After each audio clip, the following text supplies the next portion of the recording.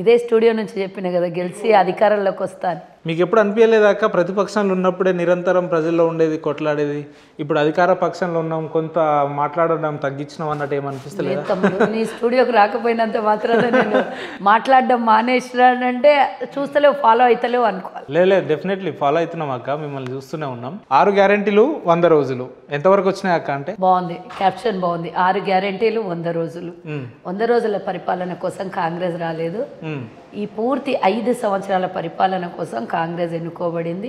ఈ పరిపాలనను చూసి రాబోయే 10 ఏళ్ళైనా 15 ఏళ్ళైనా కాంగ్రెసే అధికారంలో ఉంటుంది. కానీ 6 గ్యారెంటీలు 100 రోజులు అమలు చేస్తామన్నారు కదా, అదే ఎంతవరకు వచ్చింది అంటున్నా నేను.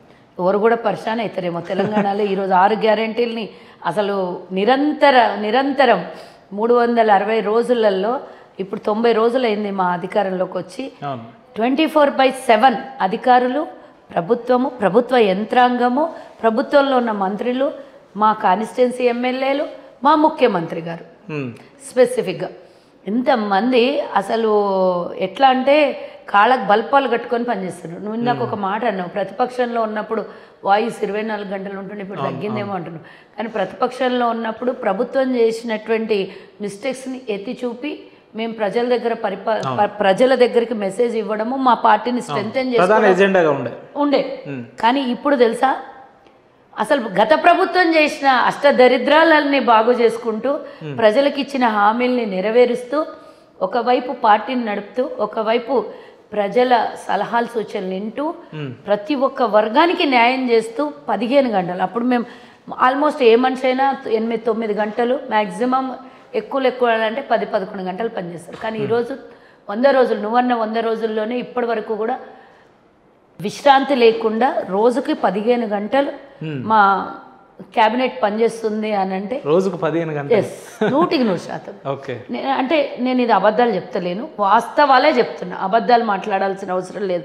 ఎందుకంటే సెక్రటేరియట్లో గత ప్రభుత్వంలో మనుషులు రావడానికి కూడా భయపడేటటువంటి, దూరం పోయేటటువంటి వాళ్ళు, కనీసం ఆ ఏరియా నుంచి అదేదో మనం ఏమంటారు కదా, అది కర్ఫ్యూ పెట్టినట్టు, లేకపోతే ప్రాంతం నుంచి నడవనియకపోయేది అనే విధంగా ఉండేది. అట్లనే కొత్త సెక్రటేరియట్ అయిపోయిన తర్వాత జీవో 46లో ఎవరో పిల్లలు పాపం రోడ్డు మీద నుంచి ఫ్లక్కార్డులు పట్టుకొని పోతేనే వాళ్ళని మొత్తం అరెస్ట్ చేసేసి, అసలు సెక్రటేరియట్ ఆవరణలో మీరు కనబడతారా? ఆవరణ అంటే చుట్టుపక్కల 3 కిలోమీటర్ల ఆవరణలో, ఆ ప్రైమసిస్లో కాదు నేను అనేది, రోడ్డు మీద కూడా పాపం పోతున్న అరెస్టులు చేసిన విధానం మనం కనబడినాం.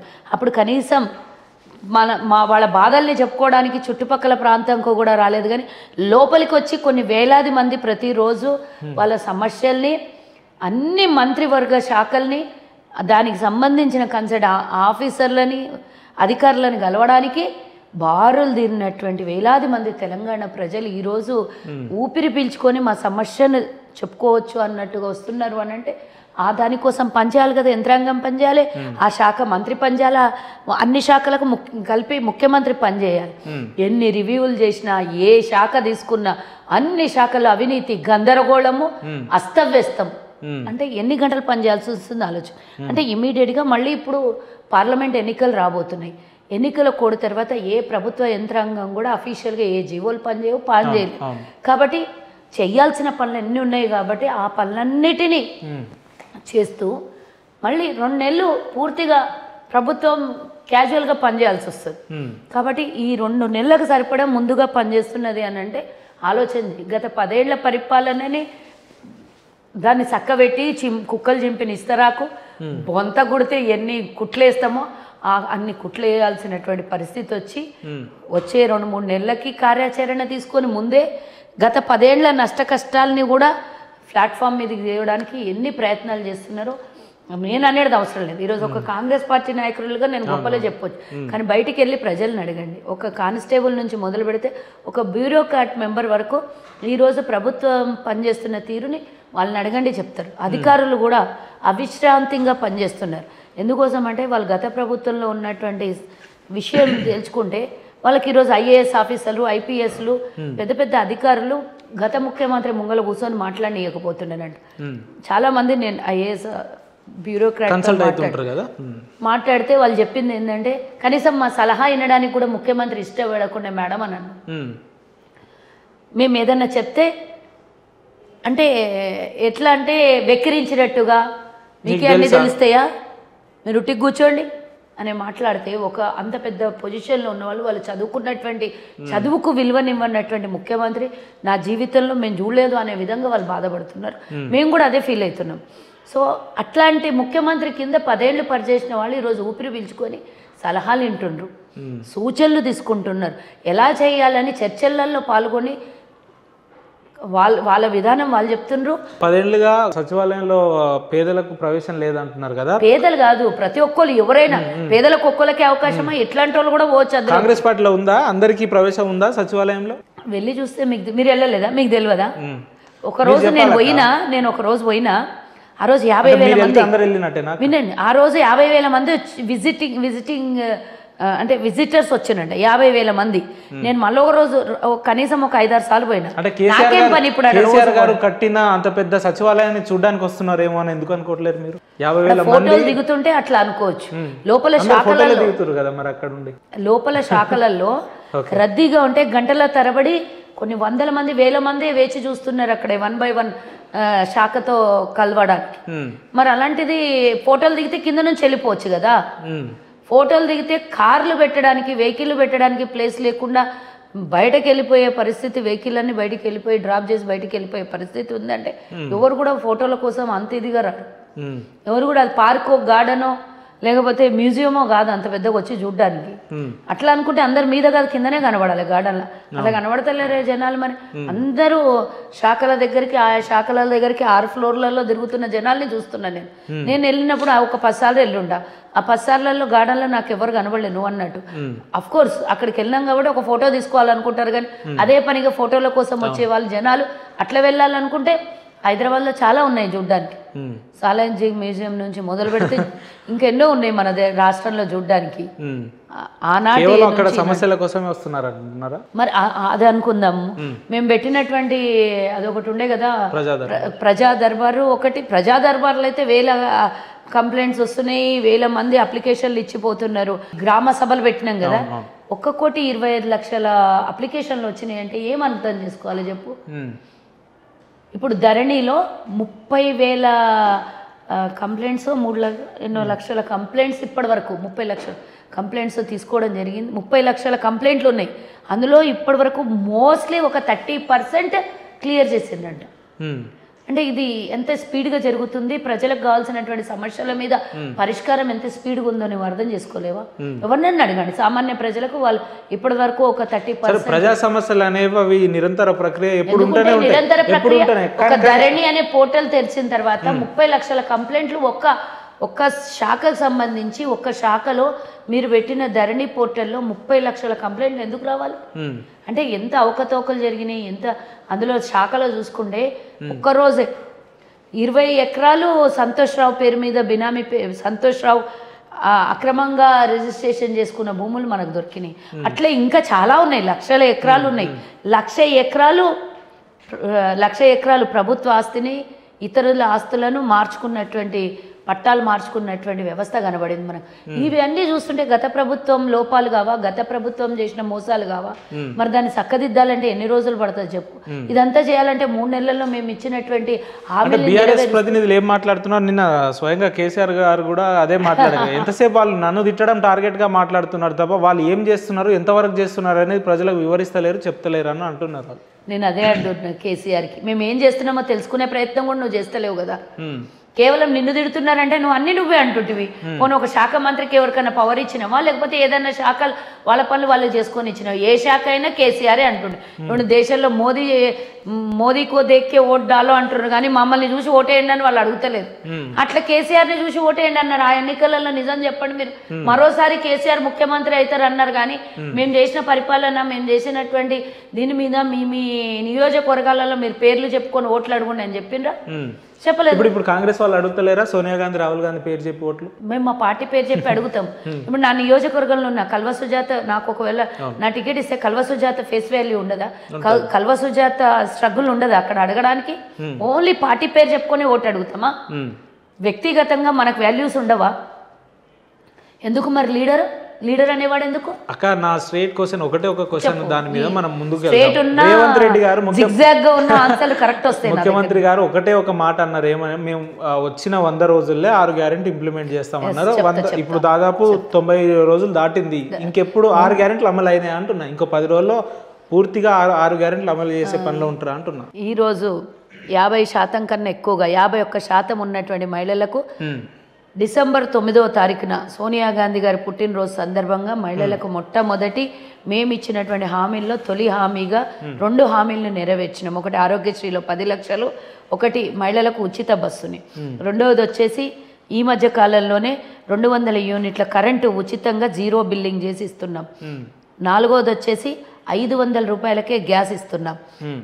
మొన్న 11వ తారీఖున ఇందిరమ్మ ఇండ్లను 5 లక్షల ఇండ్లతో ఒక్కొక్క నియోజకవర్గంలో 3500 ఇండ్లని మేము శాంక్షన్ చేస్తూ అది కూడా పథకాన్ని అమలు పరచడం. అంటే ఈ ఇందిరమ్మ ఇండ్లు ఒక హామీ, 500 గ్యాస్ ఇంకొక హామీ, ఇంకొకటి ఈ రకంగానేనా? లేదు 6 గ్యారెంటీలు అంటే ఇప్పుడు మీరు చెప్పిన ఏదైతే 6 గ్యారెంటీలలో మహిళలకు 2500 కావచ్చు, 500కు గ్యాస్ కావచ్చు, ఫ్రీ బస్, ఇదంతా కలిపి ఒకటే గ్యారెంటీ కదా? మీరేమో నేను చెప్తే వినమ్మా, 6 గ్యారెంటీలు అయిపోయినాయని నేను చెప్పలేదు. 1 by 1 చెప్తున్నా. నువ్వు అన్నట్టు 6 గ్యారెంటీలలో 13 పథకాలు ఉన్నాయి. ఆ 13 పథకాలలో 6 గ్యారెంటీలు అయిపోయినాయి. నేను ఇప్పటి వరకు చెప్పిన మళ్ళీ 6 గ్యారెంటీలు ఆగమ్మా, 6 పథకాలు అయిపోయినాయి. సబ్ గ్యారెంటీలు ఒకటి బస్సు ఉచితం, ఒకటి ఆరోగ్యశ్రీ, ఒకటి 200 యూనిట్ల కరెంట్ ఫ్రీ, ఒకటి 500 రూపాయలకు గ్యాస్, ఒకటి ఇందిరమ్మ ఇండ్లు, ఒకటి 30,000 ఉద్యోగాలు ఇప్పటి వరకు వేసినాం. ఆల్మోస్ట్ 90 రోజులు అని అంటే 3 నెలలు, నెలకి 10,000 ఉద్యోగాల చొప్పున. ఉద్యోగాలు కాంగ్రెస్ భర్తీ చేసిందా? మీరు చేసిండ్రా? అంటే అట్లా కేసీఆర్ చేసిండా? నోటిఫికేషన్ ఎప్పుడు వేసిరా ఉద్యోగాలు? ఎవరు నోటిఫికేషన్ వేస్తే ఏంది ఉద్యోగాల భర్తీ? నేను ఈరోజు చెప్తున్నా మేము ఏదైతే నర్సులకు 11,000 మందికి అపాయింట్ చేసినామో, పోయిన సంవత్సరం ఏప్రిల్లో నోటిఫికేషన్ విడుదలైతే ఇప్పుడు ఏ సంవత్సరంలో ఉన్నాం మనం? 23వ సంవత్సరం 24 ఏప్రిల్లో అయితే మరి నువ్వు గుడిగాడిది పళ్ళు దోమినావు, ఎందుకు అపాయింట్ చేయలేదు? ఎందుకు ఉద్యోగాల భర్తీ చేయలేదు? అంటే నువ్వు నోటిఫికేషన్ వేసి ఖాళీగా కూర్చొని శాఖ అట్లనే పెట్టుకొని కూర్చుంటావు. ఉద్యోగాలు వద్దు, వాళ్ళకి ఏజ్ బార్ అయిపోతుంది, వాళ్ళ జీవితంలో సంవత్సరం వాళ్ళ రిటైర్మెంట్ ఏజ్ తగ్గిపోతుంటది. ఉద్యోగాలు ఇచ్చినామని చెప్పండి, బాగుంటది వినడానికి, కానీ ఉద్యోగాలు వేసినామని చెప్పకండి. ఎందుకంటే నువ్వు వినడం లోపమని ఉండాలి. కేసీఆర్ తో సాహసం చేసే వల్ల నన్ను అదే అయ్యి ఉండాలి నీకు. నేను ఒకటి చెప్తున్నా, ఎందుకంటే గత ప్రభుత్వం 10 ఏళ్ళు పరిపాలించిన తర్వాత మనకు బ్రెయిన్లో అంతా అదే ఉంది కదా, అట్లనే అంటే వాళ్ళు చేసిందే కరెక్ట్ అనేది కూడా ఆలోచనలు ఉంటాయి. అందుకనే ఉద్యోగాల భర్తీ అన్న, ఉద్యోగాల భర్తీ 30,000 నోటిఫికేషన్లు అనలేదు, ఉద్యోగాల భర్తీ చేసినామన్న 30,000 ప్లస్. ఇప్పుడు 11,500 డిఎస్సి ఉద్యోగాలకు నోటిఫికేషన్ వేసినాం. అదే ఐపీఎస్ గ్రూప్ 1కి 564 ఉద్యోగాలకు నోటిఫికేషన్ విడుదల చేసినాం. కేసీఆర్ 10 ఏళ్లలో ఎన్నడన్నా గ్రూప్ 1 ఎగ్జామ్స్ పెట్టిందంటే లీకేజ్, పేపర్ లీకులు. కొత్త బిల్డింగ్ కడితే కూడా కనీసం ఒక 10 ఏళ్ళు ఉంటుంది పైప్ లీకేజ్ కాకుండా. కానీ ఆయన కొత్త పరిపాలనలో ప్రతిసారి పేపర్ లీకులు. ఏందనాలి? ఇప్పుడు 6 అయిపోయినాయా? 7వ మహిళలకు చూసినావా? అసలు మేము అది గ్యారంటీలలో రాయలేదు. అయినా 1,00,000 మందితో మహిళలకి మొన్న ఒక్కొక్క గ్రామానికి 1 కోటి రూపాయలు. మీరు అడిగినరా? అది మీరు అడగలేదు కదా. అదనంగా ఇచ్చేదే కాంగ్రెస్. 1,00,000 మందితో ఇంకా ఇస్తాం. వాళ్ళ పేదల కోసమే కదా పార్టీ. ఏమన్నా మా ఇంట్లోకి వెళ్ళి తెచ్చి పెడుతున్నామా? ప్రజలు కట్టిన ట్యాక్స్ తోని ప్రభుత్వానికి వచ్చినటువంటి ఆదాయంతో మళ్ళీ ప్రజల్ని ప్రజాస్వామ్యాన్ని నడిపిస్తాం. అంతేగాని అవేమి రేవంత్ రెడ్డివి కాదు, కల్వ సుజాతది కాదు, కాంగ్రెస్ పార్టీ పైసలు కావు. కేవలం మేము యజమానులంగాము, సేవకులం మాత్రమే.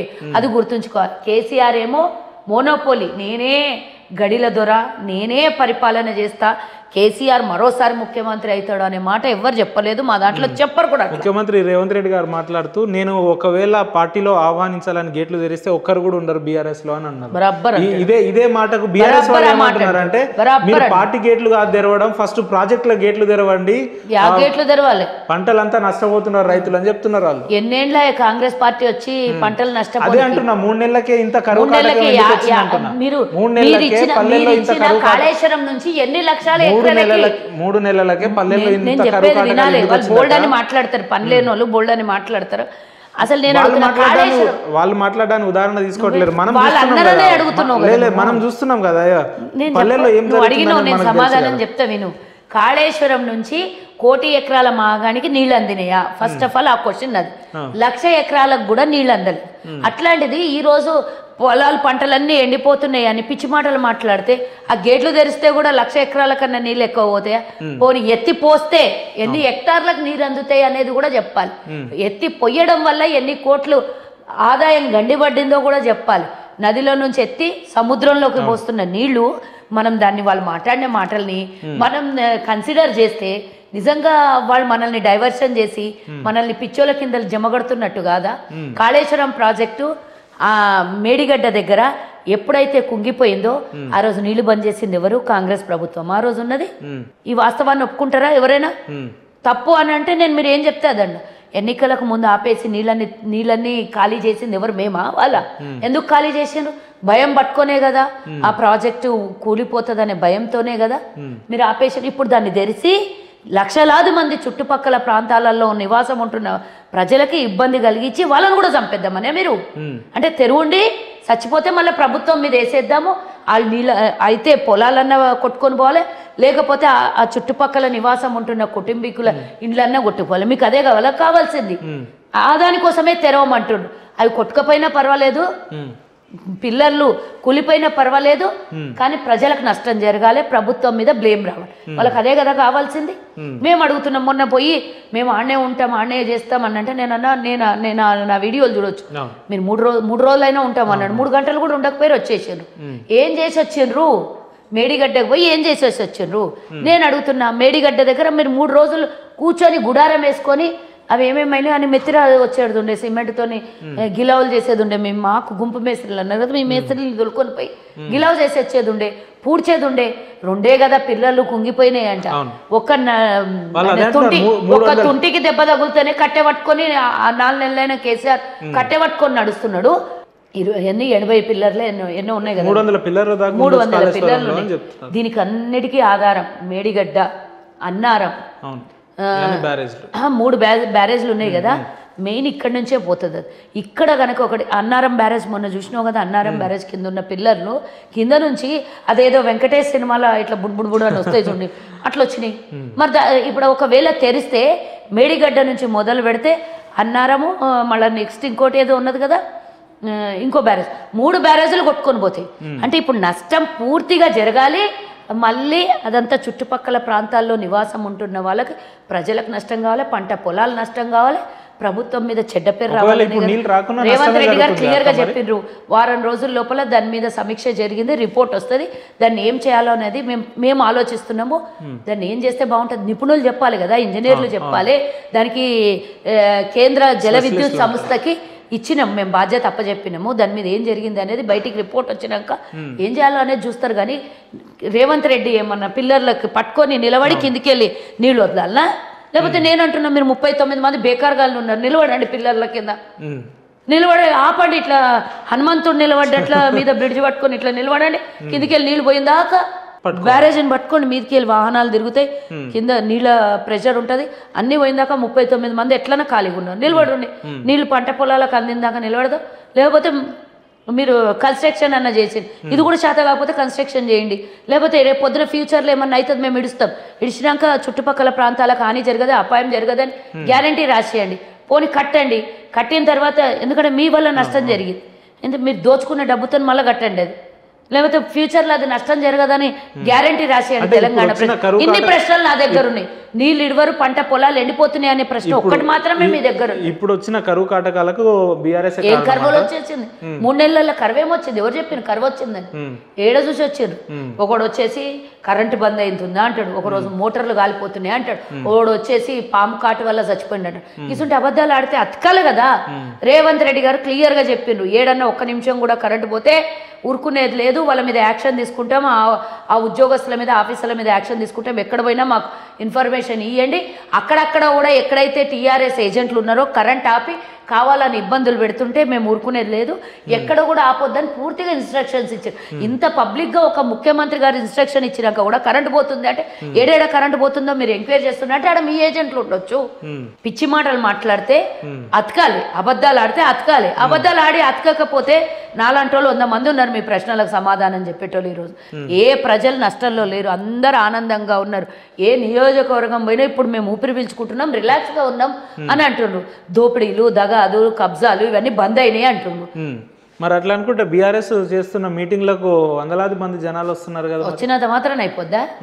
డబ్బులు ఇస్తే ఎవరైనా వస్తారు, జనాలు వస్తారు. అంటే మీ ఉద్దేశంలో డబ్బులు ఇస్తే జనాలు ఎవరైనా వస్తారు? నల్గొండలో జరిగిన ఉద్దేశంలో డబ్బులు ఇస్తే జనాలు వస్తారు అన్నట్ట. మరి ఏమున్నది, రారా అబద్ధాలు ఆడడం అవసరం లేదు కదా. దీని విషయాల్లో ఎంతమంది అన్నా తీసుకురావచ్చు, 7 నుంచి అన్నా తీసుకురావచ్చు. పైసలు మస్తు దోచుకున్న పైసలు మస్తున్నాయి కదా. పాపం నేనంటున్నా, కనీసం వాడికి వచ్చినందుకు వాళ్ళకన్నా కాస్త వీళ్ళు దోచుకున్న దాంట్లో. మీ సభలకు వచ్చిన జనాలంతా కూడా డబ్బులతోటి వచ్చిరా? డబ్బులు మేము ప్రతిపక్షంలో 10 ఏళ్ళు ప్రతిపక్షంలో ఉండి మా దగ్గర పేద పార్టీ మాది, వాళ్ళలాగా బలిసిన పార్టీ. చెప్పడానికి బాగా చెప్తున్నారు. నువ్వు ఒప్పుకున్నా ఒప్పుకోకపోయినా మాది అదే పరిస్థితి. మేము దోచుకుని ఉంటే అసలు రాష్ట్రంలో నువ్వు చేసిన అప్పుల కన్నా 100 రెట్లు ఎక్కువ ఉంటుండే. నిజంగానే కాంగ్రెస్ దోపిడీ చేసిండే మీకు అన్ని మిగులు బడ్జెట్ ఇవ్వకపోతుండే, రాష్ట్రం అప్పుల పాలు చేసి మీ కింద పెడుతుర్రి. నేను అడిగితే కేసీఆర్ గతంలో చెప్పిండు కదా 2014 ముందు ప్రతి వేదిక మీద ధనిక రాష్ట్రం. కేసీఆర్ గారు 10 ఏళ్లలో 6.5 లక్షల కోట్లు అప్పు చేస్తే 100 రోజుల్లో మర్చిపోయినావు 6,72,000 కోట్లు అదనంగా ఇంకా కొత్త శాఖలలో చేసిన వేరే మళ్ళా.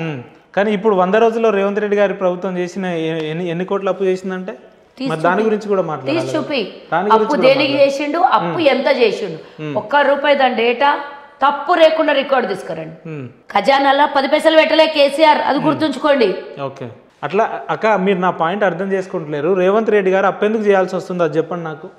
కేసీఆర్ మొత్తం ₹1 కూడా తెలంగాణలో మేము 17,000 కోట్లు మిగిలి. రేవంత్ రెడ్డి గారు పూర్తిగా వినాలి కదా, అభివృద్ధి చేయడానికే కదా. కేసీఆర్ ఏం అభివృద్ధి చేసిండు? 1,00,000 కోట్లు పెట్టి కాళేశ్వరం అభివృద్ధి అని అంటే అది వాళ్ళకి ఇడిచేది లేదు. కాళేశ్వరం కట్టిందే 80,000 కోట్ల, మళ్ళీ మీరు 1,00,000 కోట్లు అని అంటారు ఎందుకు? దాన్ని మొత్తం డేటా తెలిస్తే నువ్వు రివర్స్ వాళ్ళు మాట్లాడిన మాటలు మాట్లాడు. 56,000 కోట్లు వడ్డీలు కట్టిండ్రు. మీరు అట్లా చెప్పండి. మరి 1,00,000 కోట్లు అంటే దాని ఎస్టిమేషన్ 1,00,000 కోట్లు లేదు కదా. అంటే మీరు ఏం చెప్తున్నారు? 10 ఏళ్ల నుంచి అసలు బీఆర్ఎస్ 38,000 కోట్లతోని కంప్లీట్ అయ్యే అంబేద్కర్ ప్రాణహిత చెవెళ్ళని నువ్వు రీడిజైన్ పేరు మీద మార్చి ఈరోజు నువ్వు ఆ రోజు 16 లక్షల ఎకరాలకి నీళ్ళు అందేటటువంటిది 38,000 కోట్లు. నువ్వు చెప్పింది ఎంత? 18 లక్షల ఎకరాలకు అందుతాయని 1,00,000 కోట్లు ఎందుకు తెచ్చుకున్నావు? 1,00,000 ఎకరాలకు నీళ్ళు అందనటువంటి ప్రాజెక్ట్ ని తీసుకొని వచ్చి ఎకరాకి ఎంత పడింది కాస్ట్ నాకు చెప్పు. నువ్వు ఎందుకు కట్టినట్లా రీడిజైన్ పేరుతోని పిచ్చి మాటలు మాట్లాడితే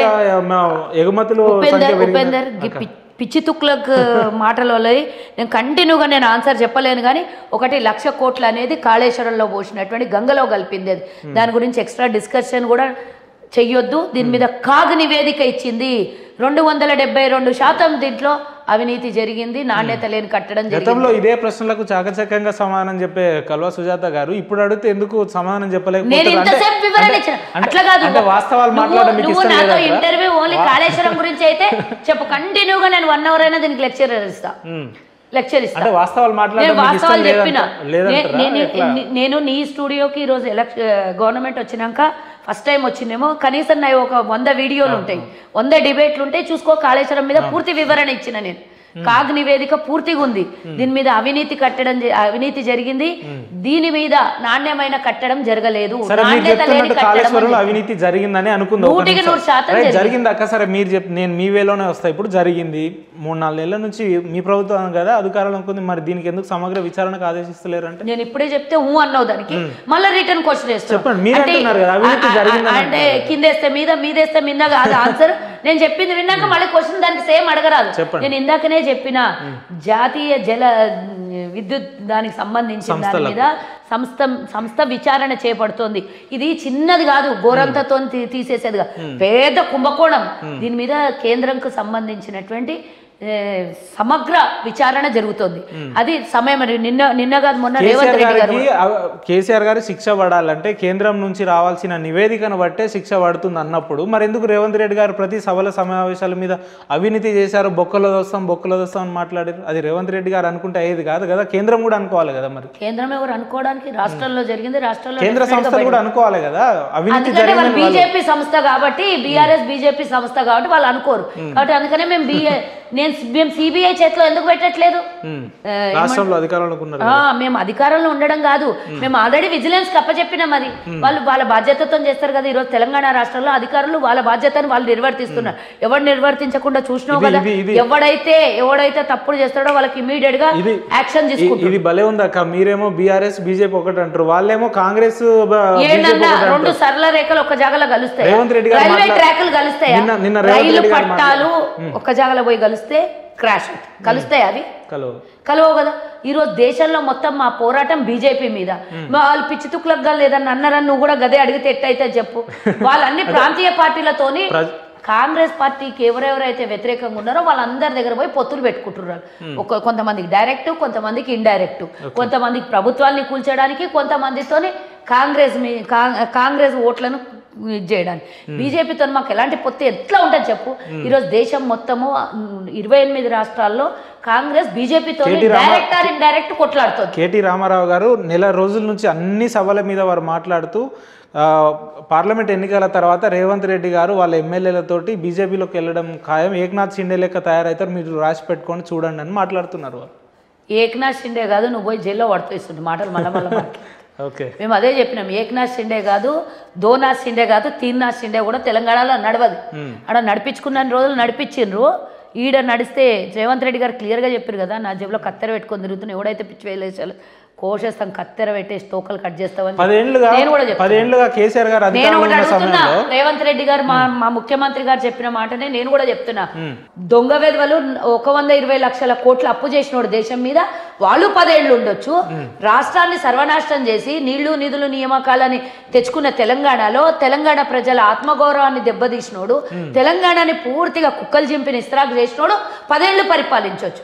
కానీ ఈరోజు తెలంగాణ ఇచ్చిన వాళ్ళము, దేశకు స్వతంత్రం తెచ్చిన వాళ్ళము, ఈరోజు అంతకుముందు 55 ఏళ్ళు దేశాన్ని రాష్ట్రాన్ని పరిపాలించిన వాళ్ళము మేమెందుకు ఉండొద్దు? అసలు ఈ దేశం మాకు ప్రజలు తీర్పిచ్చారు. ఇట్లా విచ్ఛిన్నం కావడానికి కారణమే కాంగ్రెస్ పార్టీ అంటున్నారు. నేను అనుకుంటున్నా నువ్వైతే బీఆర్ఎస్ ఏజెంట్ లాగానే కనబడుతున్నావు. మీరు మీ స్థానంలో బీఆర్ఎస్ వాళ్ళు ఉన్నా ఇట్లే మాట్లాడతా. నేను వాళ్ళకి కూడా ఇట్లే రివర్స్ చేస్తావు. ఎవరున్నా కూడా నా డ్యూటీ నేను నిర్వర్తిస్తాను. నేనేమంటున్నా అంటే నువ్వు కామన్ గా ఆలోచించు, కామన్ మ్యాన్ గా ఆలోచించు. గత ప్రభుత్వంలో జరిగిన అవినీతి మీలాంటి వాళ్ళు ఎవరన్నా స్వేచ్ఛగా బతికినరా? నాలాంటి వాళ్ళు ఇప్పుడు నువ్వు ఒకవేళ ఆనాడు ప్రభుత్వానికి గిట వ్యతిరేకంగా ఒక్కటి మాట్లాడితే నీలాంటి మీడియాలు బతకనిచ్చిండ్రా, జర్నలిజాన్ని బతకనిచ్చారు. నిజం చెప్పు, ఈరోజు ఎవడైనా స్వేచ్ఛగా మాట్లాడవచ్చు.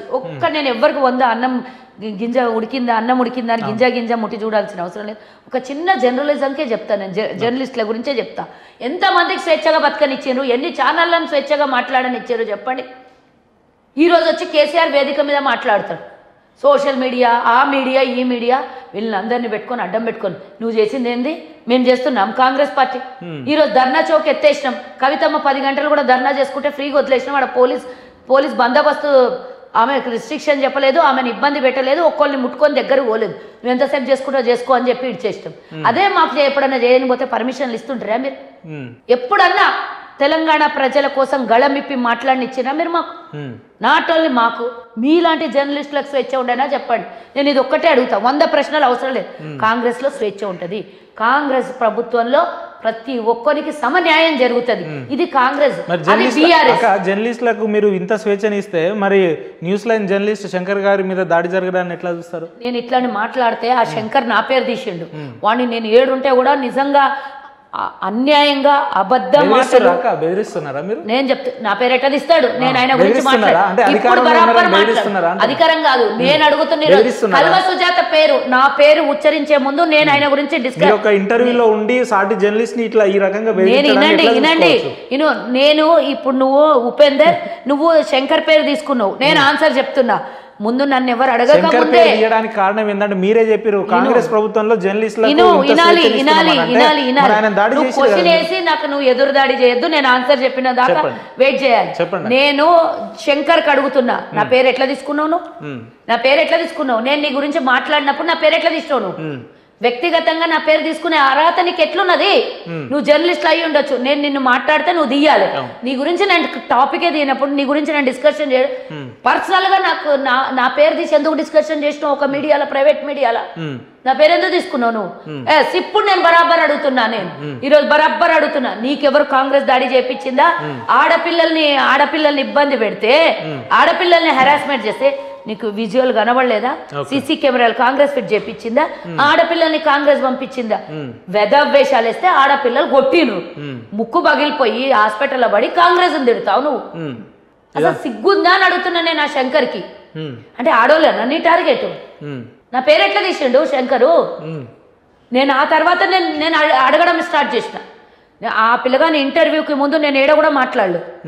నన్ను మాట్లాడమని తెచ్చినా కూడా నేను ఎందుకు మాట్లాడలేదు అంటే ఆ చిల్లర, నేను జర్నలిస్టు నేను తప్పు పట్టను, కానీ జర్నలిస్ట్ ముసుగులో తప్పుడు పనులు చేస్తే చిల్లరగానికి నేను సమాధానం చెప్పేట నా స్థాయి కాదు అనుకొని నేను కామ్గా కూర్చున్నా. టాపిక్ కాదు, నువ్వు జర్నలిస్ట్ ఇప్పుడు శంకర్ గురించి కాదు, మీరు ఏమన్నారంటే మేము జర్నలిస్టులకు పూర్తి స్థాయిలో స్వేచ్ఛ అంటే ఆడపిల్లల్ని పోతుంటే రోడ్ల మీద ఇబ్బంది పెట్టేసి ఆడపిల్లలకి పైకి రా, రూమ్ లోకి రా అని మాట్లాడితే ఆడపిల్లలు కొడితే అది అంటే స్వేచ్ఛ పూర్తిగా అట్లా చేసుకునే స్వేచ్ఛ కూడా ఇచ్చారు.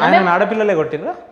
రేవంత్ రెడ్డి గారు అంచరుడు ఎల్బీ నగర్ కి సంబంధించిన అంచరులు దాడి చేసిరని వాళ్ళు క్లియర్ గా చెప్తున్నారు. ఆడ విజువల్స్ కూడా ఉన్నాయి కదా. ఆడ విజువల్ ఆడపిల్లలు కొడుతున్నది ఉన్నదా లేకుంటే రేవంత్ రెడ్డి అనుచరుడు కొడుతున్నది ఉన్నదా? నేను కూడా చూసిన. సరే లాస్ట్ కి అయితే ఎట్టకేలకు జర్నలిస్టుల మీద ప్రశ్నిస్తే దాడి చేస్తారనే ఒక మార్క్ అయితే మీ ప్రభుత్వం మీద ఎవరి మీద వాళ్ళే ఆ పిల్లోడి పేరు శంకర్ ఆనే తిడుతున్నారు 196 తిట్లు. కేటీఆర్ పోయి ఏం చెప్పిండు?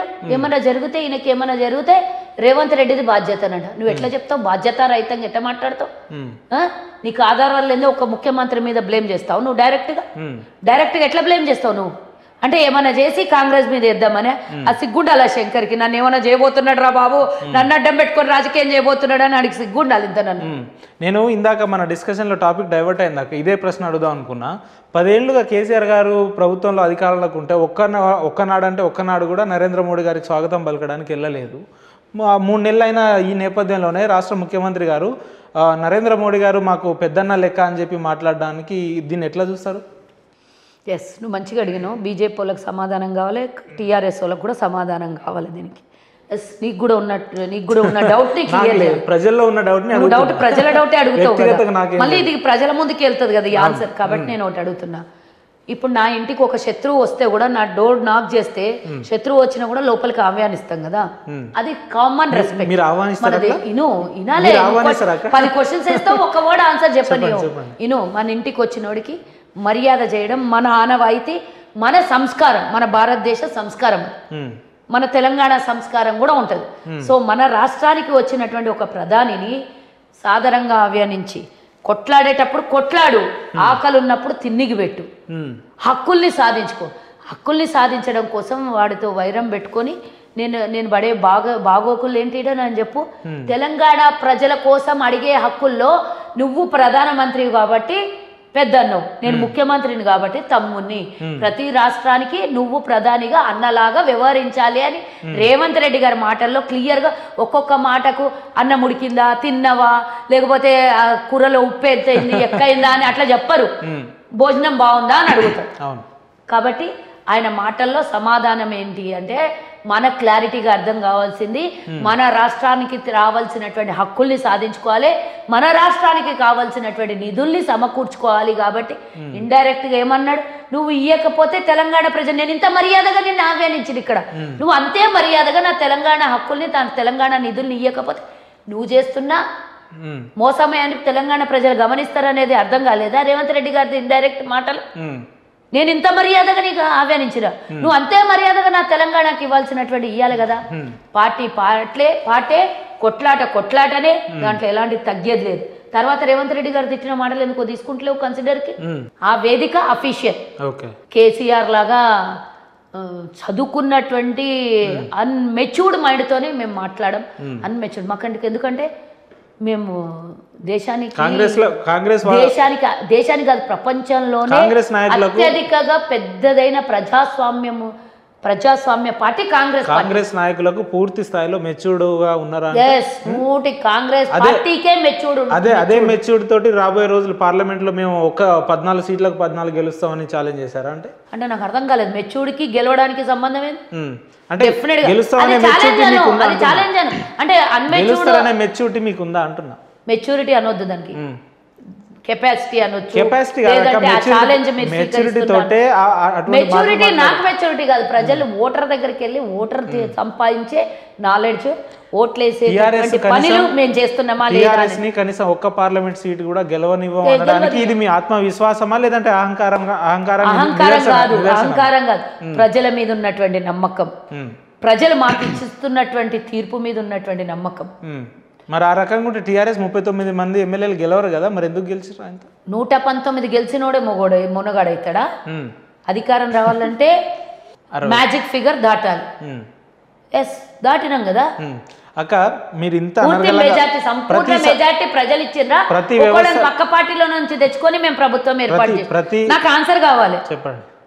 పూర్తి మెజార్టీతో గెలిచినామా లేకపోతే పక్క పార్టీలో నుంచి 5 మందిని తెచ్చుకొని ప్రభుత్వం ఏర్పాటు చేసి? గతంలో కూడా ఉన్న ప్రభుత్వం నా పార్టీ గురించి ఈరోజు అడిగినా నేను చెప్పాను.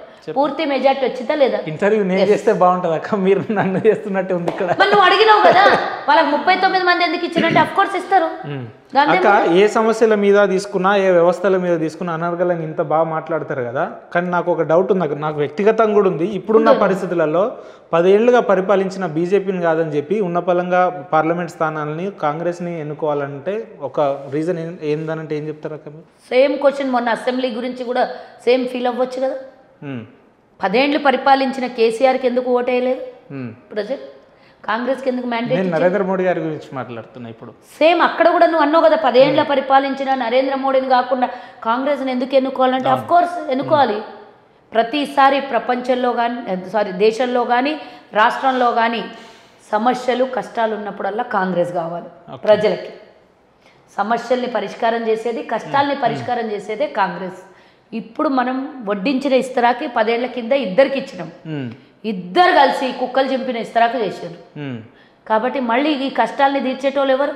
కాంగ్రెస్. ఇలాంటి మహిళలు పొద్దున్న లేస్తే మీలాంటి మహిళల సాధికారత పెరగాలి, లేదంటే మహిళలకు రిజర్వేషన్ పెరగాలి, రాజకీయాల్లో రాణించాలని చెప్పి మాట్లాడుతుంటారు. కానీ సాటి మహిళలు ఇతర పార్టీలో నాయకురాలుగా ఎదుగుతుంటే మాత్రం మీలాంటి వ్యక్తులు చూసి ఓర్వలేరని అనుకోవచ్చా?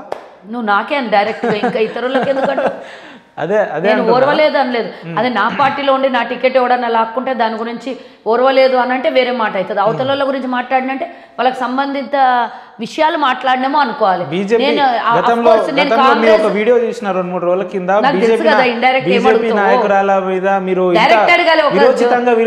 నువ్వు నాకు ఇంటర్వ్యూ చేస్తున్నావు, డైరెక్ట్ క్వశ్చన్ వేయాలి. డైరెక్ట్ గానే అడుగుతున్నాక మీరు బీజేపీ నాయకురాలని ఇంత విరోచితంగా ఆమె మీద వ్యతిరేకంగా మాట్లాడడానికి గల కారణాలు ఎందుకు? బీజేపీ నాయకురాలు ఎప్పుడైంది ఆవిడ? నేను కాంగ్రెస్ పార్టీ నాయకురాలని అంటే నువ్వు ఒప్పుకుంటావా ఒప్పుకోవా? ఒప్పుకుంటాం. మరి ఆమె బీజేపీ నాయకురాలు ఎప్పుడైంది? ఎప్పుడైనా కూడా ఇప్పుడు బీజేపీ నాయకురాలుగానే పోటీ చేస్తుంది కదా. ఎన్ని రోజులు సభ్యత్వం తీసుకొని వాళ్ళ బీజేపీలో పెడుతున్నారు యూట్యూబ్లలో. ఎందుకు సభ్యత్వం కూడా సుజాత గారు మాధవీలతను ఎందుకు టార్గెట్ చేసిందంటే? మాధవీలతను కాదు, ఎవరు తప్పు చేసినా టార్గెట్. టార్గెట్ అంటే వాళ్ళ మీద సాధించడం, ప్రశ్నించడం నా నైజం. ప్రశ్నిస్తాను, ఎవరు తప్పు చేసినా అడిగే రైట్ నాకుంది as a human, as a citizen, as a voter, as a politician, as a opposition party డెఫినెట్గా మాధవిలత గారు చేసిన తప్పేంది కాంగ్రెస్ నుంచి పోటీ చేయకపోవడం ఒప్పేంటి ఆమె చేసిన తప్పేంటో చెప్పండి మీరు. నువ్వు చూసినావు కదా నా వీడియోలో, నువ్వే చెప్పు, నువ్వు అడుగు నేను చెప్తా. ఒప్పేంటో నేను చెప్తా, ఒప్పేంటో నువ్వు చెప్పు, తప్పేంటో నేను. ఆమె సంపాదన అంతా కూడా అక్రమంగానే సంపాదించింది, 1000 కోట్లు అని చెప్పి ఎందుకు మాట్లాడుతున్నారు మీరు? అక్కడ గురించి అడుగు, నేను ఆన్సర్ చెప్తా. ఆమె పర్సనల్ టార్గెట్ నాకు లేదు, ఆమె ఎవరో కూడా నాకు తెలియదు, ఇంతవరకు లైవ్ లో ఆమె నేను చూడలేదు. తెలియదు ఆమె గురించి మీరు లైవ్ పెట్టిరా? అంటే ప్రతి ఒక్కళ్ళు దగ్గర పోయి, ఆమె పేరు ఏదో ఉంది కదా, ఎవరు, ఏం పేరు, ఆమె పేరు మాధవిలత. అంటే కల్వ సుజాత, మాధవిలత, ఉపేందర్ సుజాత కూర్చొని మాట్లాడుకుంటేనే తెలియాలనా? నేను ఒక స్టేట్ లీడర్ని కాంగ్రెస్ పార్టీకి. రాష్ట్రం మీద ఎవరు ఎక్కడ ఏం జరుగుతున్నారో తెలుసుకునే బాధ్యత కూడా నాది, స్పందించాల్సిన బాధ్యత కూడా నాది. పక్కనే ఉన్నటువంటి విరేజీ హాస్పిటల్, నాకు కూతవేటు దూరంలో, ఒక 500 మీటర్ల దూరంలో నా ఇల్లు ఉంటుంది విరించి హాస్పిటల్లో. అయితే బాగా రిచ్ ఏరియాలోనే ఉంటున్నారు మీరైతే. రిచ్ అంటే ఉన్నోళ్ళందరూ రిచే ఉంటారా? నేను ఎప్పుడన్నా పూరని నీకు చెప్పినా? లేదక్క, చెప్తున్నా. ఓకే, మరి నేను ఒకటి చెప్తా. ఆమె గురించి అడిగినావు కాబట్టి, ఆమె మీద ఒక మహిళగా నాకు ఆమె మీద ఎలాంటి ద్వేషం లేదు, ఈగోస్ అసలే లేవు. ఆమె పార్టీయే వేరు, నాకు ఆమె నా పార్టీలో ఉంటే ఈగోస్ ఉండొచ్చు.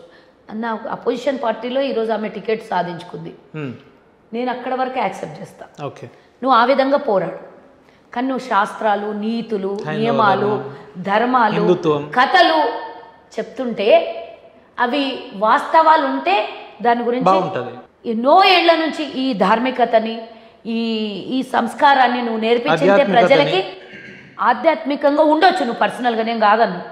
అవి కూడా నువ్వు ప్రపంచానికి తెలియజెప్పి, నువ్వు నీ చుట్టుపక్కల ఉన్నటువంటి వాళ్ళకు ఏదో ఒక రకంగా నువ్వు మంచి చేసి ఉంటే, నువ్వు చెప్పే మాటలు ఏ విధంగా ఉన్నాయంటే అసలు ప్రపంచంలో ఎవ్వరు లేరు నీ అంత మంచోళ్ళు అన్నట్టుగా నువ్వు చెప్పుకుంటున్నావు.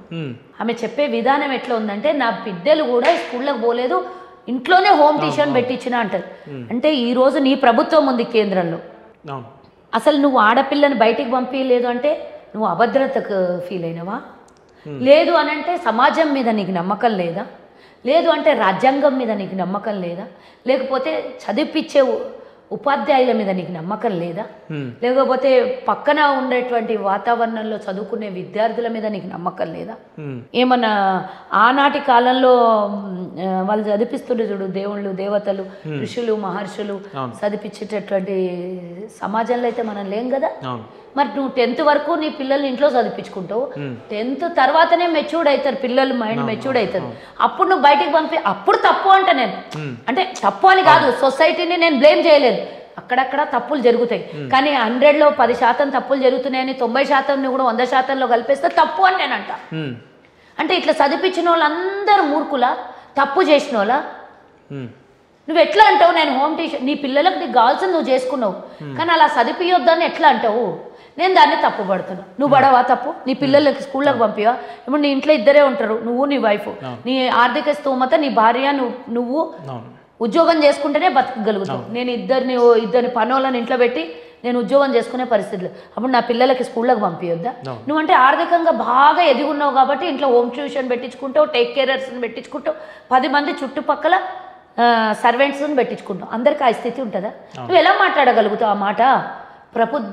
ప్రభుత్వ విద్యాలయాలు ఉంటాయి, ఆడికి పంపేయని ఉంటుంది. నీకు అంత నిజంగానే దేశసేవ, నువ్వు చెప్పినటువంటి ధార్మిక చింతన ఏదైతే ఉందో, నువ్వు నిజంగా ధర్మం కోసం, దేశం కోసం బతికేదానివి అయితే ప్రభుత్వ విద్యాలయాలలో చదివిపోయాను ఉంటావు నువ్వు. అట్లా కాకుండా ఇట్లాంటి మాటలు మాట్లాడితే ఎవడన్నా నీతి చెప్తుంది అనుకుంటాం, కానీ నీతిని పాటిస్తుందని ఎవరు అనుకోం కదా. మళ్ళీ ఏమంటే మేకప్ల గురించి, లిప్స్టిక్ల గురించి మాట్లాడింది, తప్ప కదా? గసుంటివి నువ్వు వచ్చి నువ్వు ఇప్పుడు ఒక లీడర్గా ఉన్నప్పుడు, ఒక టికెట్ నీకు ఒక పార్టీ ఇచ్చినప్పుడు, అనౌన్స్ అయినప్పుడు నువ్వు ఇట్లాంటివి మాట్లాడరాదు కదా తల్లి. నేను గత 3 నెలల క్రితం ఏడ కూడా చూడలేకపోయాను. ఈ 2 నెలల నుంచి పెయిడ్ మీడియాలకు పోయి ఇంటర్వ్యూస్ ఇచ్చి నువ్వు దాన్ని ఏడ చూసినా ఆమెదే ట్రోలింగ్, ఇంతగానం చేసుకోవడం ఎంత అవసరం? నువ్వు ప్రజల మధ్య అంటే మరి ఆ రకంగా చూసుకుంటే మీరు కూడా చాలా సందర్భాల్లో సోషల్ మీడియాలో హైలైట్ అవుతుంటారు కాక. నేను గివి చెప్పినా లేదు అంటే టాపిక్ బాగుంది కాబట్టి ఆమెను ఆదరిస్తారు అనుకోవచ్చు కదా. అంటే బాగుందని నువ్వు ఒప్పుకున్నావు అంటే నేను నీ విజ్ఞతకు వదిలేస్తున్నా మాటలు. విఘ్నతకు వదిలేస్తున్నా. బాగుంది అని వాళ్ళు అనుకుంటున్నారు కాబట్టి పబ్లిక్ ఇంత ఎలా ఎంతైనా నువ్వు మీడియా హైప్ క్రియేట్ చేసుకోవాలని 100 కోట్లు పెట్టి ఏమన్నా చేసుకోవచ్చు. నువ్వు అది చేసుకోవడం వ్యక్తిగతం. కోట్లు పెట్టి ఇంటర్వ్యూలు ఇచ్చి అంత స్తోమత ఉందా? ఉంది. ఎందుకు లేదు? విరించి హాస్పిటల్ ఏమన్నా ₹2 అమ్మితే కొనేస్తావా నువ్వు? ఓకే, నాకు అమ్మమ్మని ₹2 ఇస్తాను నేను. మరి ₹2 హాస్పిటల్ నువ్వు అంటే నేను చెప్తున్నా. మరి నేను ఎగ్జాంపుల్స్ చెప్పుందా? ఎంత సంపాదించారు వాళ్ళు? ఎంతవరకు అంటే 100,000 కోట్లు అనేది నేను ఎక్కడ కూడా చెప్పలేదు. బాగా సంపాదించారు అని చెప్పిన. కోట్లు సంపాదించారు అని చెప్పి. మీ ఎక్స్పెక్టేషన్ వరకు ఎంత వరకు ఉంటుంది? ఎంతో నాకేం తెలుసు. నేనేమి ఆడిటర్ని కాదు, నేనేమి ఇంటెలిజెన్స్ కాదు. మీకు అనిపించలేదాక ఒక మహిళగా నేను అసదుద్దీన్ ఓవైసీని ఢీ కొట్టడానికి వెళ్తున్నా, ఈసారి ఆయనని నేను ఓటమి చవి చూస్తాను అన్నప్పుడు ఒక మహిళగా, సాటి మహిళగా మీకు ఇటువంటి బీజేపీ ఎందుకు పెట్టింది అనుకుంటావు? ఆమెని ఎందుకు పెట్టుంటుంది? ఓవైసీని గెలిపించడం కోసమే. మరి అలాంటప్పుడు అక్కడ క్యాండిడేట్లనే పెట్టవద్దు కదా, వాళ్ళు పెట్టిరు కదా. మరి క్యాండిడేట్లను పెట్టకుండా ఎట్లుంటుంది? ఒక పార్టీ అయినాక, నేషనల్ పార్టీ అయినాక. నేను ఇది ఎందుకు ఎగ్జాంపుల్ చెప్తున్నా, అర్థమైందా? చెప్పండి. నీకు కూడా తెలుసుంటుంది ఆన్సర్. గోషామాల్ రాజాసింగ్ ఏమన్నాడు? హైదరాబాద్లో మొగోడే దొరకలేదా అన్నాడు. కానీ నేను ఆ వాడిని ఖండిస్తున్నా, రాజాసింగ్ వాడిని. ఒక మహిళగా, సాటి మహిళగా ఖండిస్తున్నా. ఎందుకు? ఆడవాళ్ళకి సత్తా లేదా? ఆడవాళ్ళు పోటీ చేయొద్దా? పోటీ చేస్తే మీలాంటి ఆడవాళ్ళ గౌరవాన్ని కించబరుస్తున్నావా? ఇంకో వ్యక్తి దొరకలేదా అని అంటే పర్వాలేదు, అది వేరే. ఇంకొక మొగోడే దొరకలేదా అంటే మొగోళ్ళు మాత్రమే పోటీ చేయాలనా? మాధవీలత పోటీ చేయొద్దా? ఆడి వరకు అంతవరకు నేను మహిళకి అగౌరవపరిచిన నేను మాట్లాడుతాను దాని విషయంలో. ఆమెకు మద్దతు ఇస్తున్నారు అనేది క్లారిటీ లేదు, విమర్శిస్తున్నారు. మహిళగా అగౌరవపరచొద్దు అంటున్నా నేను. నీ పార్టీలో, సొంత పార్టీలో ఉండి నువ్వు ఒక మహిళని ఇన్సల్ట్ చెయ్యొద్దు అంటున్నా. ఇంకో మొగోడు దొరకలేదా అని అంటే ఆడది పనికిరాదు అన్నట్టే కదా అలా మాటలు. అంటే ఆమె పార్టీ ఒక్కళ్ళే కాదు, యావత్ మహిళా జాతిని అగౌరవపరిచినట్టు. ఎందుకంటే నేను కూడా ఒక లీడర్ని, నాకు కూడా వర్తిస్తుంది కదా మాట. రేపు పొద్దున్న నన్ను కూడా అంటావేమో రేపు టికెట్ ఇచ్చినప్పుడు. నువ్వు అంటావు, లేకపోతే నీలాంటి వాళ్ళు ఇంకొకళ్ళు అంటారు.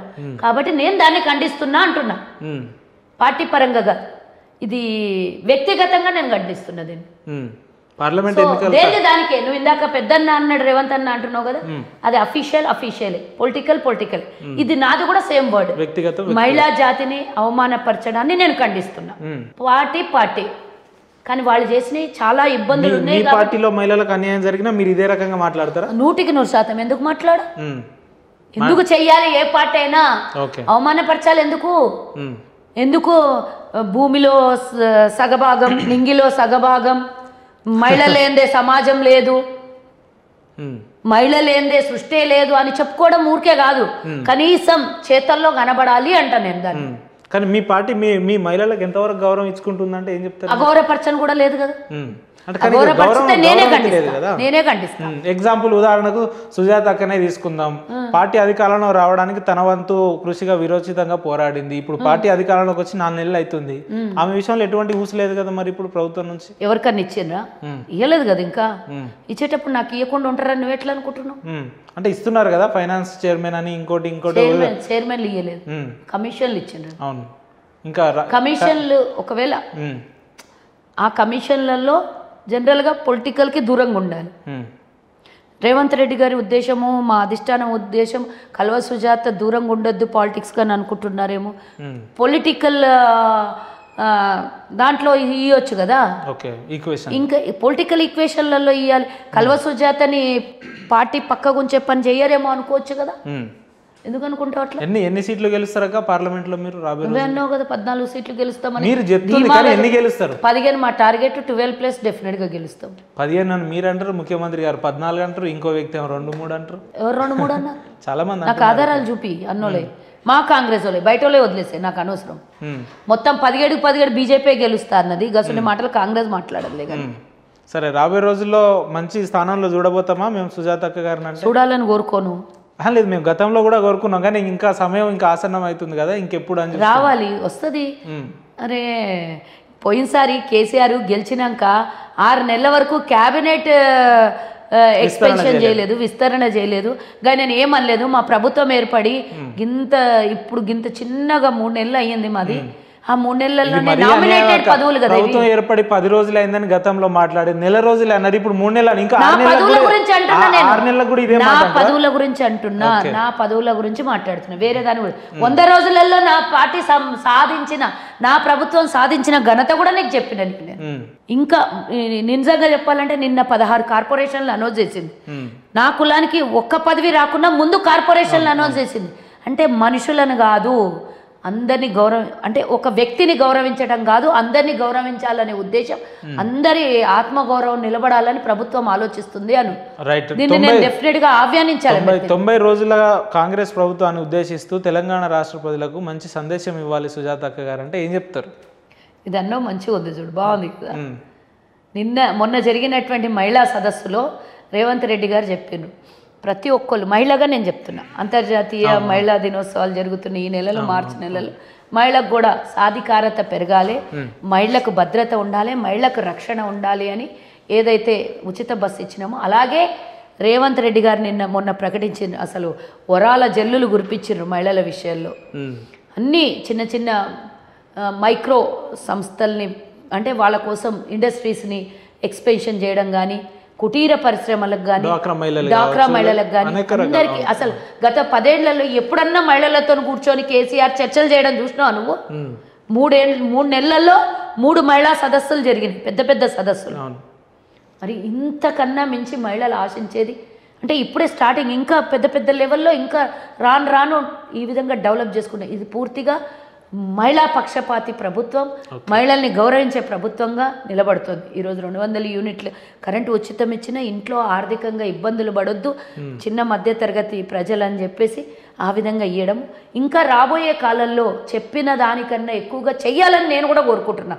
ఎలాంటి కాంగ్రెస్ ప్రభుత్వం మీద ఎలాంటి మరకబడొద్దు.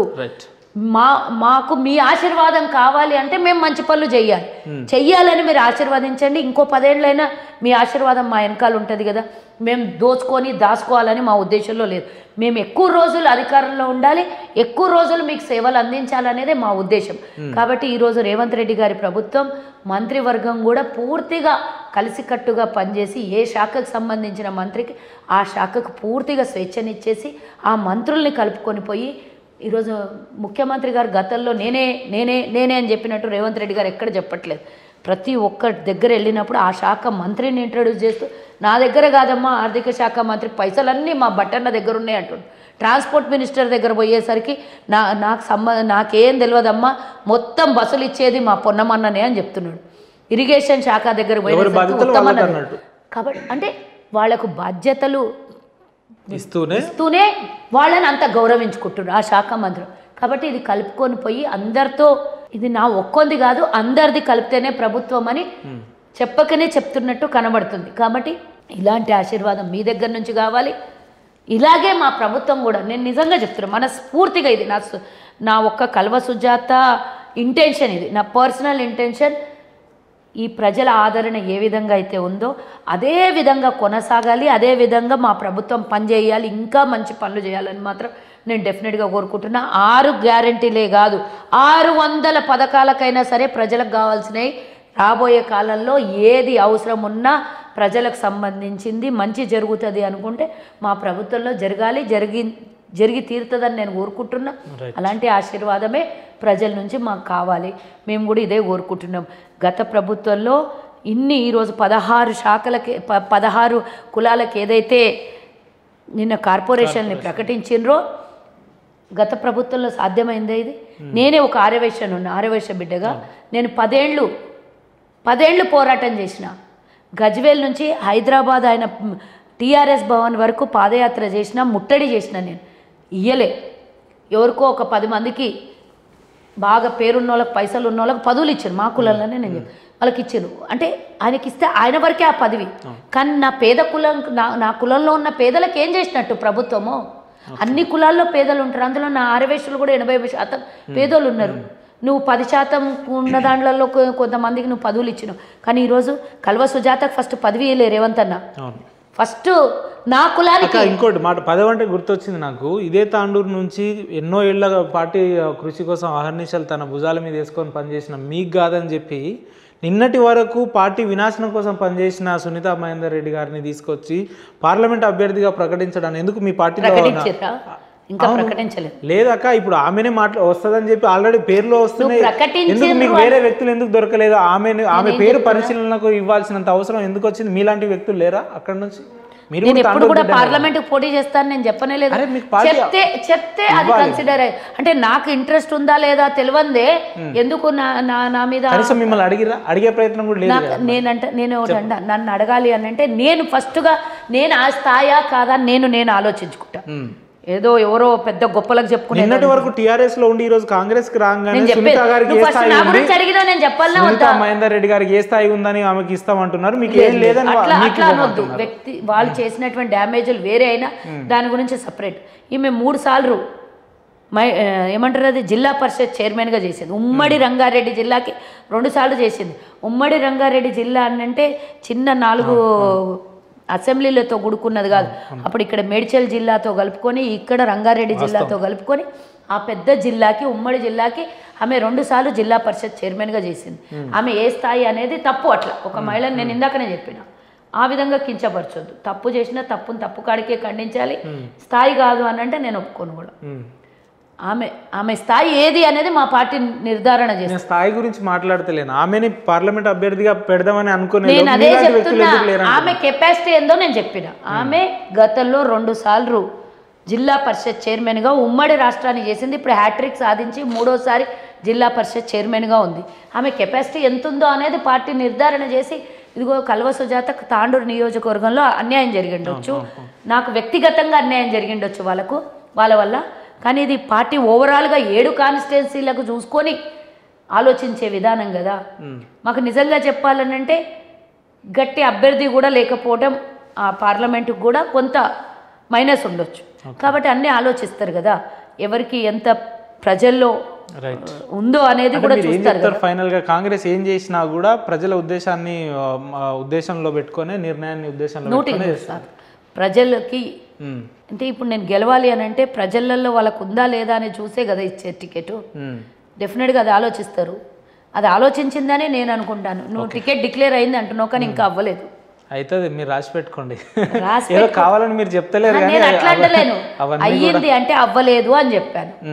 అది హోల్డ్లో ఉంది అని నాకు తెలిసింది. రైట్ సుజాత అక్క, పిలవంగానే మీరు పాపం ఇంత బిజీలో ఉండి కూడా పిలవంగానే తమ్ముడు పిలిచినని చెప్పి వచ్చి ప్రజల్లో ఉన్న అనేక సందేశాలను మంచి వివరణ ఇచ్చినందుకు మీకు ప్రత్యేక ధన్యవాదాలు అక్క. రాబోయే రోజుల్లో మేము మంత్రిగా చూడాలని అనుకుంటున్నాం. మేమైతే మిమ్మల్ని నామినేటెడ్ ఎమ్మెల్సీగా ఉండి మంత్రిగా చూడాలని అనుకుంటున్నాం.